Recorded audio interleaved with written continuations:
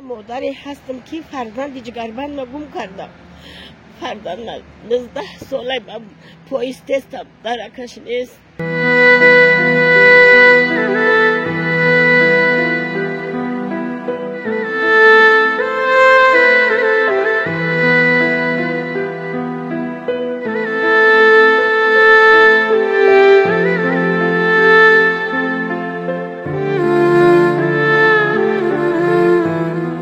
با فرزند شما را در کجا دیده گیان؟ سمر ده بود. مردی کار کاری رفت بود. قدی بچه های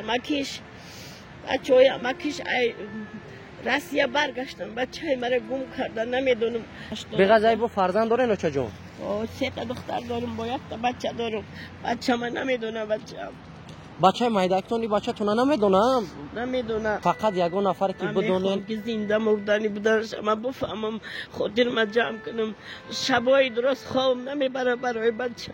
سگ حفظ کنم، من میخیزم راه میپالم. رفت اگه جوشم گشتن نگاه میکنم که بچه من نباشه. چند مونده این نگاه کرده راه را ما بفرستیده میشه که ماست همین نوارا با دوستا با رفیقاتون پاک کنه که شما شاید سبب بنام خرسندی مادر شین که نمیدونه. کاش که جدای پرسون میکنه. من گفتن نمیتونم.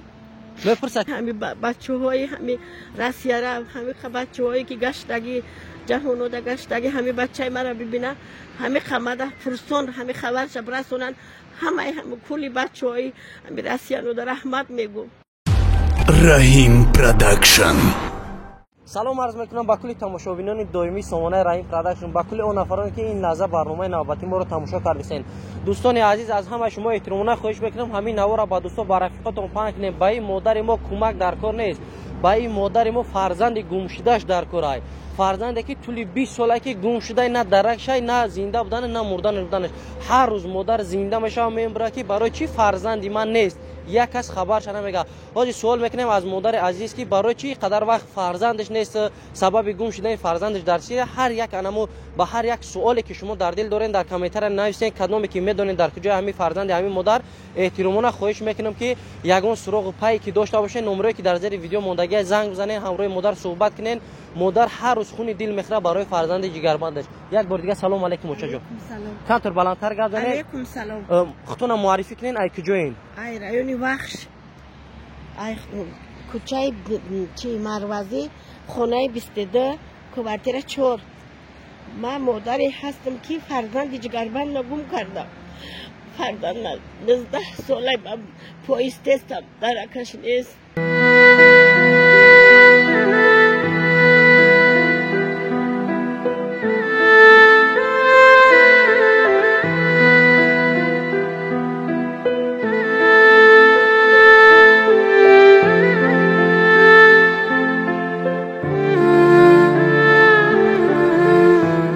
اخیرا با فرزند شما را در کجا دیده گیان؟ سمر ده بود. مردی کاری رفت بود. قدی بچه های مکیش رسیه برگشتن. بچه های مرا گم کردن، نمیدونم زنده مردش نمیدونم که جدای بچه های من. بعد نگفتن که برای چی فرزند شما نیومد، سببش چیه؟ گفتن که ای ما خر کده بر اومده برفت 1 تا بچه بود، 1 بچه بود دیگه نمیدونم. نام فرزند شما چیه؟ عادل بهادر. یگان صورت یگان عکس چه داری که برای مردم پیشنهاد کنیم؟ ها دارم صورتش. کنی امی وایدا همیه یا اینا دوستان عزیز.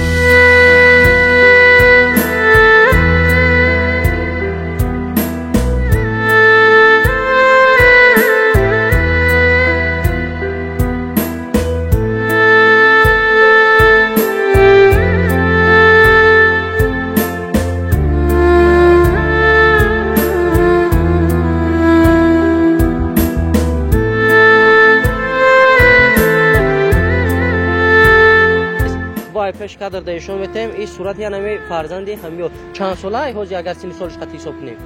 82 اولش. 82 به غذای با فرزند داره نوچه جون؟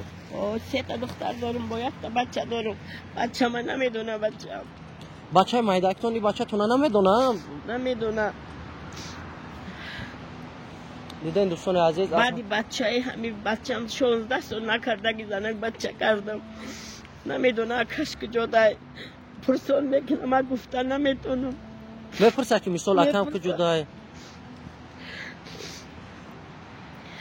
دوستان عزیز به نهایت که از همه شما احترامونه خواهش میکنم با همین مادر کمک شما در کار کمک به کدام خاطر که فقط یگان نفر که بدونین که زنده مردنی بودنش من بفهمم خاطر ما جمع کنم شبای درست خواب نمیبره برای بچه سگ حفظ کنم من میخیزم راه میپالم رفت اگه جو شبا گشتن نگاه میکنم که بچه من نباشه چند مونده این نگاه کرده راه ما بفرستیده میشه شما هم خودتون سراغ پای کردین یگان کسا گفتین کردم همه جدا کردم لیکن نیست پدرشون هستن شوهرتون هستن باش پدرش هست چیکارن پدرشون زاوسکلا کار میکرد وقتش تا بالینسادا کثیر بود مدر پنسیونر پنسیونر شتگی ای خودم پنسیونرم خودم بالینسادا کار میکردم فقط آنمی از برادرانی که این لحظه تماشا کردین شما میخواین که زنده یا اینکه مرده بودن شما بگن که خاطر شما جمع شوه ایرا پایستم مونده شدم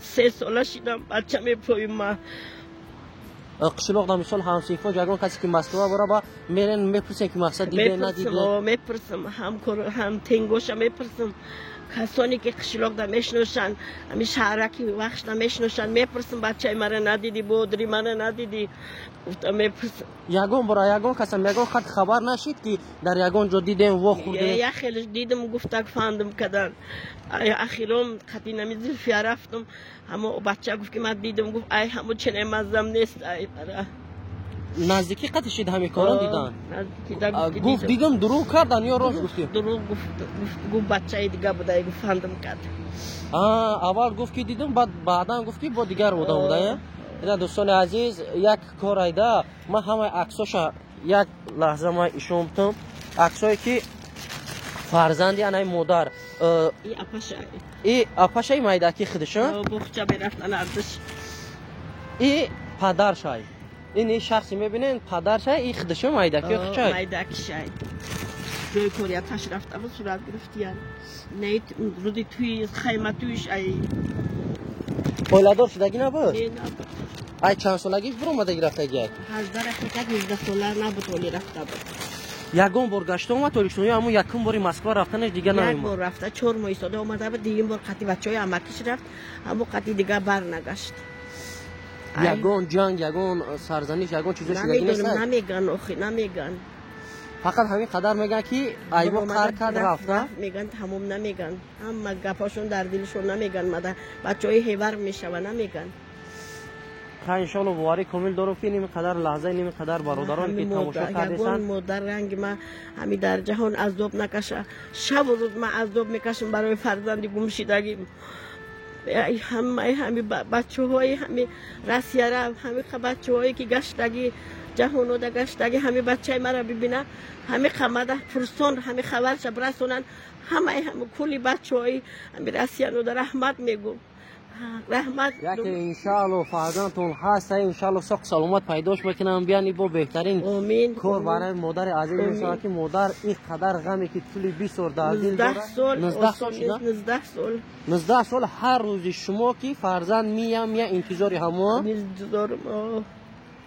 انشالله باوری کنید یگان رقمایی داره که مومونیم انمو نفرانی که دیدن یا میخوان یگان چیز بفهمن با شما در تماس ببرین یگان رقم تلفن داری رقمی تلفنی ها دختر ما بتم ما چند ای نمره نمرش ابو الفجر نمرش چند افجان باز نمرش دوستان عزیز بگه در برفی مادر عزیز ای خود کی ساوخا جوش نه ای رایونی وقت شمسویه زلفیای ای رایونی وقت رایونی وقت خست با انمی شهر دوشنبه آمد در انمی برفی بارونی را نگاه نکرده برای که فرزند چبی یا خود زنده باشه خود مردنه که یک چیزی انی قبگه که دل مادر جمع شوه و دیگر هر ذره رهپایی نکنه که امروز فرزندی من میاد پگه فرزندی من میاد نمرای انمی مادر زنگ زنین همراهش صحبت کنین 3 تا 0 20 09 12 3 تا 0 20 09 12 در زیر انمی نوار نوشته بشه و التماس همین نوار را با دوستا با رفیقاتون پاک کنید که شما شاید سبب انم خرسندی مادر شین که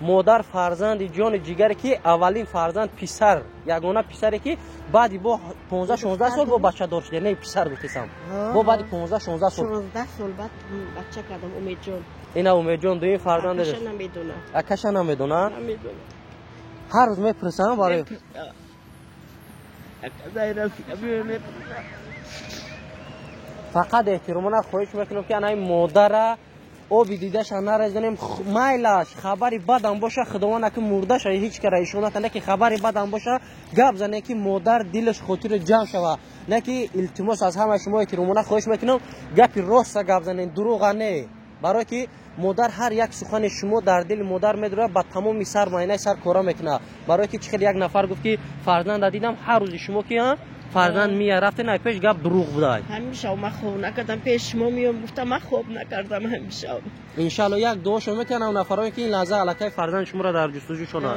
الهی آمین الهی آمین کسانی که بچه مرا دیدین خداشون سرشون سبز باشه دلشون روشن شود خدا جان منم همین خیلی میخوام که همین بازون مادرها بورین من هم خرسان شم همین بچه ها همش تنی صحت دلی بیغم عمری درازی پر برکت میده آمین الله اکبر از همه شما احترام خواهش میکنم مادر دستگیری کنین دستگیری شما ان شاء الله که با مادر قوت میباشه این دعای مادر ان شاء الله مستجاب میشه و خداوند در نامه اعمال هر یک شما ثبت میکنه خیر دوستان عزیز هزار رحمت بار دستگیری